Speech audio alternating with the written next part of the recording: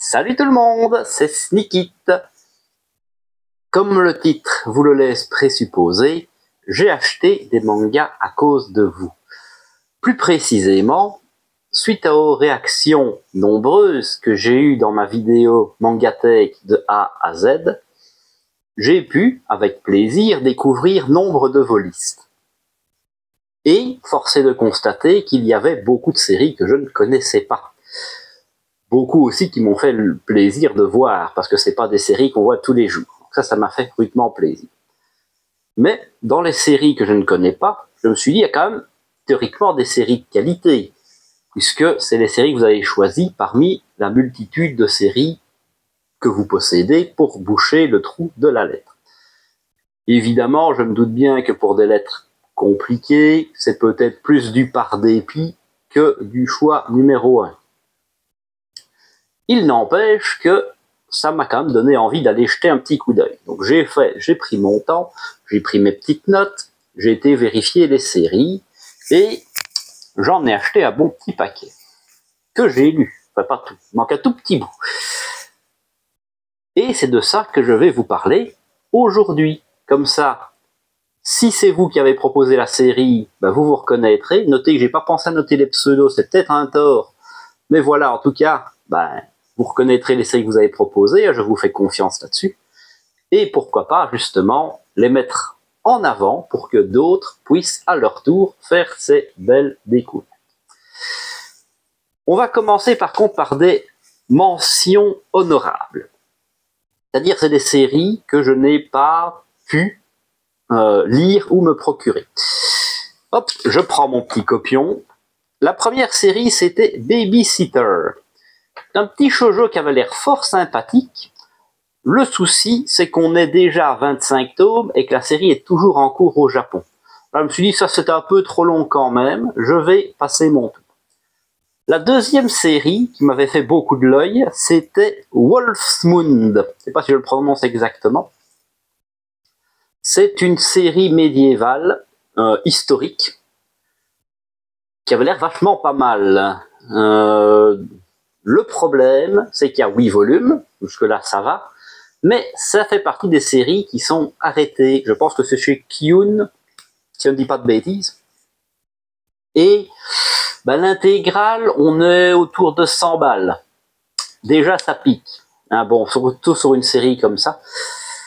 Donc, on a passé notre tour aussi, malheureusement, mais c'est une série que j'ai notée, parce que ben, c'est de l'historique. C'est du médiéval européen, c'est pas ce qui court le plus, hein, on est d'accord dans l'historique manga. Donc, si à l'occasion je peux tomber dessus à un prix correct, là, pourquoi pas. Et le petit dernier, ça c'est vraiment pas ma faute, je l'ai commandé à mon libraire, mais ça doit pas être c'est pas les têtes de rayon, donc ça met un peu de temps à arriver. Et ben, je n'ai pas encore réussi à me le procurer. Et ce dernier, c'est un one-shoot, ça s'appelle Old West. Si jamais ça vous intéresse, c'est un recueil d'histoires courtes qui se passe au Far West, comme de par hasard. Donc déjà, période très intéressante, avec un style de dessin assez proche de celui de Jiro Taniguchi. Je dis que ça ne pouvait que me plaire. Malheureusement, celui-là, je n'ai pas encore pu me le rentrer. Vous le verrez de toute façon apparaître à un moment ou l'autre dans mes vidéos achats. Comme ça, vous serez prévenus. Mais normalement, il est toujours disponible. Ok, on va attaquer le haut du sujet avec un petit one-shoot, Les Lueurs de l'Autre Monde. Petit one-shoot qui m'a énormément plu. Le dessin est assez joli, faut reconnaître. Hop là. Alors, c'est un one-shoot, on va peut-être pas trop en parler non plus pour ne pas vous gâcher le plaisir, même si c'est peut-être le tout petit défaut qu'on peut voir, c'est que j'ai assez vite vu où on allait nous amener et je m'attendais à cette fin. Ce qui n'empêche pas qu'elle était très bien. On va suivre deux petits démons, ces deux petits personnages-là, qui ont pour mission de venir dans le monde des humains et récupérer les âmes des personnes décédées, que ce soit de cause naturelle ou non. Et normalement, comme c'est des esprits, ils ne sont pas visibles par le commun des mortels, mais ils vont tomber sur un jeune homme, un peu typé comme ça, samouraï, qui, lui, a le pouvoir, justement, de voir les esprits. Et comme son rôle, c'est un peu une sorte de détective, justement, il va s'associer avec un des deux jeunes garçons pour résoudre des mystères liés à des fantômes, par exemple. C'était vraiment très chouette. Donc si vous avez l'occasion, je ne l'ai pas dit, mais c'est chez Kurokawa, c'est un bon petit one-shot qui mérite de rentrer dans toute Mangatech qui se respecte. Hop là. Alors, la deuxième série n'existe plus, enfin n'est plus disponible, mais se trouve encore assez facilement d'occasion, même si c'est pas donné, enfin pas donné qu'on s'entend, c'est dans les prix, quoi, c'est correct. C'est un J'aime ce que j'aime. Donc c'était sorti chez Pika. C'est du Clamp. Et bah déjà, la première critique qu'on peut faire, c'est qu'on voit que c'est un manga old school. Alors pas old school, manga années 80, années 60, hein, non. Celui-là est sorti en 99, enfin dans les années 90, c'est pas si vieux que ça. Ça dépend pour qui. Le souci, on va dire, c'est qu'on est vraiment sur l'époque où on respectait pas vraiment les mangas. Donc vous l'aurez compris, c'est un sens de lecture francophone. Et le manga est assez rigide, hein, si je veux l'ouvrir à fond, je sais difficilement aller plus loin que ça, sous peine de l'abîmer évidemment. Donc la lecture n'a pas été des plus agréables à cause de ça. Sinon, sur le principe, hop, on reconnaît évidemment le trait du studio Clamp. C'est du shoujo, normalement. J'avoue que j'ai pas été poncé, mais c'est quand même tout ce que fait Clamp est quand même très axé shoujo. Et c'est une histoire, alors pareil, ça va être compliqué de tout spoiler avec une série en 3 tomes, mais donc on suit une jeune fille qui a 16 ans et qui tombe en quelque sorte amoureuse de son nouveau voisin qui est aussi son nouveau professeur. On retrouve un sujet que Clamp aime beaucoup, hein, le sujet de l'amour intergénérationnel, vu qu'elle a 16 ans et que lui en a 32, c'est 16 ou 15, il me semble que c'est 16 ans. Il y en a que ça peut gêner, je peux comprendre, c'est pas la première fois qu'on voit ça dans du Clamp. Si on veut aller plus loin dans Sakura chasseuse de cartes, Carter Sakura, c'est carrément un professeur adulte qui offre une bague de fiançailles à une fillette de 8 ans. Bon, voilà. On met pas l'exergue là-dessus, c'est pas le but principal. Mais voilà, Clamp a toujours été très ouvert au niveau des relations, différence d'âge, homme-homme, femme-femme, voire même humain-machine. Hein. C'est un peu le cas des Chobits, par exemple. Voilà, bon, ça se laisse lire, mais si je devais faire un classement, c'est celle que je mettrais tout en bas. Ensuite, on va passer sur un autre shoujo, ça se voit très vite puisque c'est rempli de roses, hein, merci Glénat. C'est Ultra Maniac. Donc petite série en 5 volumes qui se trouve, alors je ne sais pas si c'est encore édité, mais en tout cas ça se trouve absolument partout et ça ne vaut rien. Alors ça ne vaut rien en termes de pognon, parce que j'ai beaucoup aimé ma lecture. Quand je dis que ça ne vaut rien, c'est que là j'ai payé les 5 volumes à 8 €, donc on n'est même pas sur 2 € le volume. Autant dire que c'est vraiment pas mal. Hop. Le dessin, c'est du shoujo, mais pas abusé. On n'a pas des paillettes partout, des trucs comme ça un peu exagérés, on va dire. Parce que ça, j'avoue que j'ai un peu de mal. J'aime bien le shoujo, mais il faut pas non plus que ça aille dans des délires un peu trop what the fuck là-dedans. Hop là. Et donc c'est l'histoire de 2 écolières, une qui est la fille cool du lycée, et une nouvelle élève qui va devenir son amie et qui a des pouvoirs magiques. Attention, c'est pas Magical Girl, là on combat pas le mal, on fait pas des trucs comme ça. C'est juste que, en fait, c'est une sorte d'extraterrestre, même puisqu'elle vient d'un autre monde, qui est un monde de la magie. Et comme elle a raté ses études de magie, elle vient sur Terre pour faire une période de transition. Évidemment, qui dit shoujo dit romance, c'est plutôt bien amené, ça marche pas mal. Et l'histoire est vraiment chouette. Ce côté romance avec un petit peu de fantaisie marche très bien, les dessins sont cool, et honnêtement, c'est une excellente porte d'entrée pour le shoujo. Si vous êtes quelqu'un genre stéréotypé, le gros barbu comme ça, qui ne jure que par le shonen ou le seinen, ben, ça pourrait franchement vous plaire, et honnêtement, au prix où ça se trouve, vous ne prenez pas beaucoup de risques.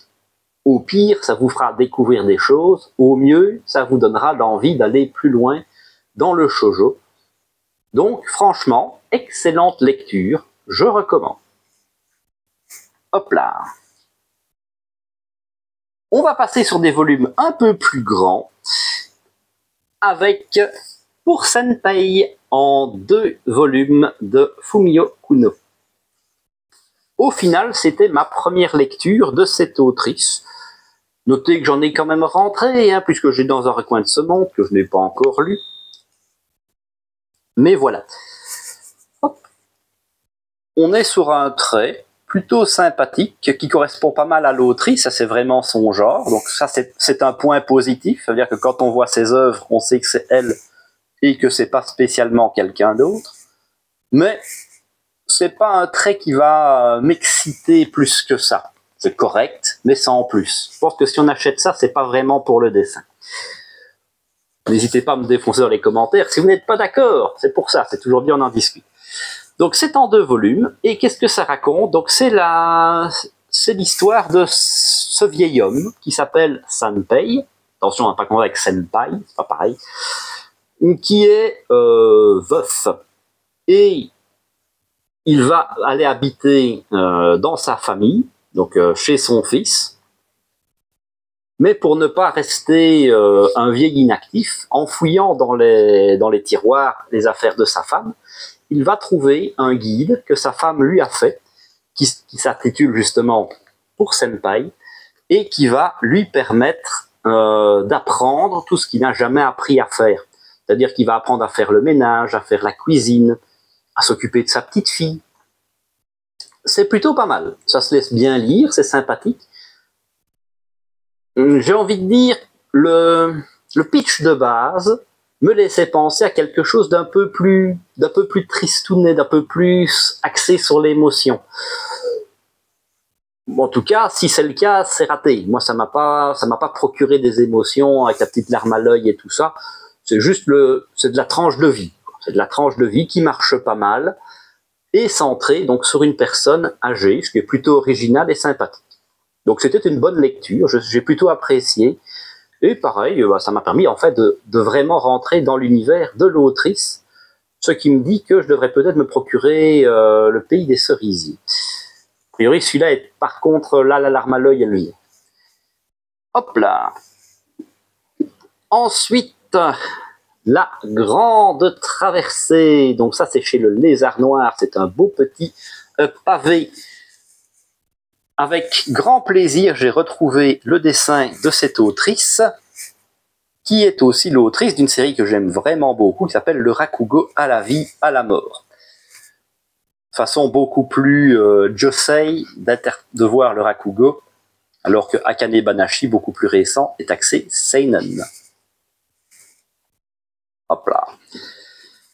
Cette série, avec un gros côté historique, puisqu'on est il y a quelques années déjà, je ne sais plus où c'est mis, dans les années 80 peut-être, ça n'a pas une énorme importance, mais ça va raconter l'histoire de la création d'un dictionnaire, donc, qui s'appelle justement La Grande Traversée.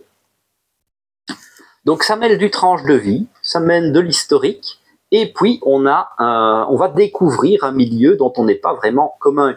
Donc le milieu de l'édition. Alors, l'édition du manga, ça va, ça se trouve, mais comment faire un dictionnaire? Je ne m'étais jamais vraiment posé la question, et c'est vrai que c'est quelque chose qui demande du travail, surtout qu'ici, c'est pas le petit Larousse illustré où il y en a un peu partout, et on va juste rajouter 3 mots et en virer 12. Pas comme ça que ça marche. Là, c'est un travail de titans qui font à partir de 0 et qui va leur prendre, si ma mémoire est bonne, 13 ans. 13 ans de sa vie pour sortir un livre en quelque sorte, c'est assez énorme. Et on a du mal à se rendre compte du travail colossal que c'est mis. L'autrice a vraiment une patte très particulière pour nous faire apprécier les personnages. Moi, je retrouve vraiment les sensations du Rakugo, avec des personnages qui sont très attachants et qui vont évoluer au fil du temps. Parce qu'évidemment, on ne va pas les suivre pendant les 13 années. On va faire des petits sauts temporels, on va dire, qui sont plutôt pas mal. C'est vraiment très chouette. Pour la blague, il faut savoir que, donc ça, moi je l'ai payé 5 balles d'occasion, c'était plutôt pas mal, une belle affaire pour un tome comme assez épais, de bonne qualité. Mais quand on recherche sur Manga News, encore une fois, c'est clampin, ils ont mis un tome sur 2. Bah oui, parce qu'au Japon, bah oui, c'est 2 tomes, hein, c'est sorti en 2 tomes. Mais chez le Lézard Noir, c'est sorti en un seul gros volume. Donc, quand tu regardes ça, tu te dis, il n'y a qu'un seul volume, sorti en 2019. Donc ça fait 10 ans, enfin ça fait des années, le volume 2 est toujours pas là. Puis on annonce le prix, 18 balles. Ouais, ça veut dire que si je veux l'intégrale, j'en ai quand même pour 36 €. C'est le genre de conneries qui font que quelqu'un pourrait se dire, bah non, moi j'y vais pas, ça m'intéresse pas. Alors que quand on gratte un petit peu, bah non, ok, ça coûtait 18 €, mais 18 € pour un intégral complet. Et ça, c'est pas exactement la même chose. Donc, ça c'est un petit conseil de vieux briscard. Déjà, méfiez-vous de ce qu'on trouve sur Internet, et surtout, allez un peu plus loin que simplement le site. On va dire un site de référence bête et méchant. Manga News est un bon exemple. Si 80% des informations sont à jour et correctes, ça veut aussi dire qu'il y a 20% d'informations qui sont mal faites ou erronées, que ce soit pour trouver un manga, dans le nombre de tomes, dans la publication, même des fois dans le titre, c'est déjà arrivé. Donc, traitez les informations de manière intelligente et ne vous limitez pas à un seul site. Et le petit dernier pour la route, petit dernier, mais c'est celui qui prend le plus de place, c'est The World is Dancing. Donc, qui est sorti chez Vega et qui est terminé. Vous voyez, ça je ne le savais pas avant de commencer ma petite recherche. C'est terminé en 6 volumes. Pareil, c'est des volumes qui sont en gros format, ils sont bien épais, ils pèsent leur poids. Ça coûtait à peu près 11 € pièce, et je les ai trouvés à moitié prix, donc j'ai payé 33 le lot, j'étais excessivement content. Hop là. Alors, de quoi est-ce que ça cause? Donc, on est dans un Japon féodal, mais on est dans les années 1300. Donc, loin de la période des samouraïs, qu'on connaît, en tout cas, puisque des samouraïs, il y en avait déjà, bien sûr, à l'époque, ne me fait pas dire ce que j'ai pas dit. C'est la période historique qui est la période historique la plus proche, si vous connaissez, c'est The Elusive Samurai, qui doit être quelque part par là, voilà, qui sont ici. Donc c'est vraiment bien avant Nobunaga et toutes ces choses-là. Et l'avantage de cette série-là, qui est historique, c'est qu'on va parler d'un art assez important japonais, puisqu'on parle du théâtre No, qui a avec le kabuki, on va dire, les 2 arts les plus connus, peut-être japonais. Pour l'instant, malheureusement, je n'ai lu que 2 tomes. Alors, je dis malheureusement, mais non, c'est juste que je savoure quand même, hein, puisque là, on arrive fin août, il y a beaucoup de sorties qui viennent, et je suis faible, hein, j'aime lire les nouveautés. Donc celle-là a un peu sauté, malheureusement. Il reste 4 volumes, ce sera encore vite refait, je ne m'inquiète pas. Donc, de quoi est-ce que ça cause très exactement? En tout cas où j'en suis pour le moment, c'est l'histoire d'un fils de bonne famille, hein, puisqu'il fait partie d'une famille du spectacle, mais ils ont déjà un certain train de vie, hein, une grande maison, il est le fils du patron, donc c'est pas un clampin, c'est pas un paysan, il n'a jamais connu la faim, il n'a jamais connu le coït, comme il le dit si bien. Normalement, ce mot-là ne devrait pas être censuré par YouTube, donc je vous laisse regarder ce que c'est si jamais vous ne connaissez pas. Et il a été forcé par son père à reprendre les arts de la scène, c'est-à-dire de la danse théâtralisée. C'est-à-dire qu'ils interprètent des pièces, ils interprètent des personnages. Mais lui, il n'a jamais été conquis par ce qu'il a. Il cherche quelque chose d'autre. Et ce quelque chose, il va le trouver dans une danse que fait une femme de petite vertu. Et ça va lui provoquer un déclic. Il va se mettre à la recherche d'un art qui lui sera propre et de faire évoluer l'art d'époque qui va finalement devenir le théâtre no. Voilà. Si vous aimez l'historique, il y a des grandes chances que ça vous plaise. Si vous avez envie de voir autre chose que du samouraï, tout en restant dans le Japon, il y a des grandes chances que ça vous plaise aussi. C'était une belle petite lecture. Voilà, bah écoutez, on a déjà fait le tour. C'est déjà pas mal, ça fera une vidéo pas trop longue. Notez que j'ai plutôt quand même été efficace. Hein, en quelques semaines, je me suis mis déjà pas mal. Ça tombait bien, hein, mois d'août, peu de sorties. Donc j'avais de quoi m'occuper en lisant. Donc n'hésitez pas à vous manifester dans les commentaires si c'était vous qui aviez proposé une des séries dont j'ai parlé ici. Et j'espère en tout cas que j'ai su suffisamment leur rendre honneur dans ma vidéo. J'espère que vous aussi, vous allez grâce à cette vidéo découvrir des séries que vous ne connaissez pas. C'est quand même le principal. N'hésitez pas, comme d'habitude, à lâcher le petit pouce bleu, ça fait toujours plaisir. Et à vous abonner pour ne pas manquer les prochaines vidéos. Et moi, je vous dis à la prochaine!